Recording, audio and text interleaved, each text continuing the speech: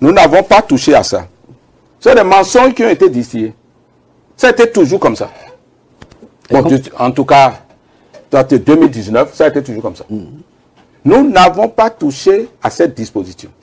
Ce n'est que des choses de forme que nous avons touchées. J'ai une plaquette ici. Si je peux avoir la chance de la voir, je vais vous lire pour que... Si, il vaut mieux parce que il y a beaucoup d'intoxication, hein. L'article 93, nouveau. La plaquette que je vous ai donnée là, vous allez voir des choses qui sont mises en gras. Oui. Ce n'est que ça qui a été touché. Je saute, hein. Je ne peux pas ne pas tout lire. Le procès verbal de centralisation, ainsi que le procès verbal de compilation par arrondissement, sont établis en 4 exemplaires. Les procès verbaux mis sous scellés comme suit. Un pli scellé destiné à la Cour constitutionnelle ou à la Cour suprême selon le type d'élection. Un pli scellé est destiné à la Commission électorale nationale autonome. Un exemplaire de chaque procès verbal est détenu par le coordonnateur d'arrondissement.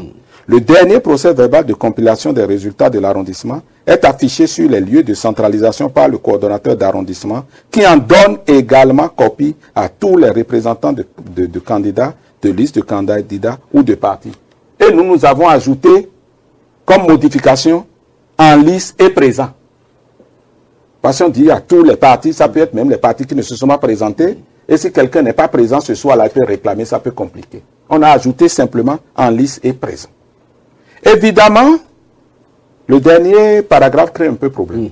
On se demande comment le coordonnateur d'arrondissement en donne copie, il n'y a pas de photocopie, c'est un problème réel. Et à l'occasion de l'examen du code de la fois dernière, ce problème-là a été remonté. Et moi-même, président de la commission de loi, devant les collègues, nous avons appelé le directeur général des élections pour dire effectivement ça crée problème, comment on fait. Je vais vous dire son explication.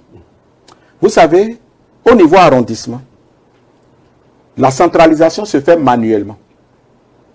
Ça veut dire que nous sommes dans un arrondissement. Et tous les résultats des postes de vote sont acheminés à l'arrondissement. Et on vient les prendre centre de vote, c'est-à-dire quartier par quartier. Et on commence par calculer. Et on a le résultat de chaque quartier. Après, qu'on consigne sur le PV là. Et puis après, on vient sommer les résultats de chaque quartier pour avoir le résultat de l'arrondissement. On fait ça pour le premier PV. On le reprend pour le deuxième, pour le troisième. Le DGE a dit, si vous dites d'en avoir pour tout le monde, matériellement, ce n'est pas possible. C'est manuel et ça ne crée trop de temps. C'est pour ça que ce qui est dit là, les gens, aujourd'hui, la technologie a avancé. On peut les capter à tous les niveaux, il faut le capter. Matériellement, ça leur crée un problème. Mais comment le législateur entend ça va peut-être baisser, aller dans ça? Il est vrai que notre problème s'est posé quand j'ai écouté les collègues de l'opposition. Ils disent, pour témoigner après, en cas de contentieux, que les institutions ne veulent pas reconnaître leur capture d'écran et autres. Mais ce qu'ils ne disent pas, c'est que ces institutions chargées donc de l'arbitrage et du contentieux ont les PV. Ils ont les PV. Et donc, quelque chose qu'ils vont arguer, ces institutions reçoivent les PV, au moins. Mais le code, ce qu'ils ne disent pas, c'est qu'il y a un autre article du code, hein, en amont, qui permet à tous les candidats et représentants de partis politiques de prendre les feuilles au niveau des postes de vote. C'est les PV qui sont faits dans les postes de vote. Ça, par contre, obligation est faite de le donner à tous les représentants de candidats et de partis politiques en lice. Mais pourquoi ils ne vont pas appréhender, moi, quand le soir du scrutin, mes délégués ramènent tous les résultats et je centralise moi-même. Ils prennent les résultats au niveau de chaque poste de vote et chacun capte le résultat parce que autant donné que le PV, là, il signe. Si le parti n'est pas d'accord, pourquoi il a signé? Lui, il a déjà pris ses résultats au niveau de tous les postes de vote.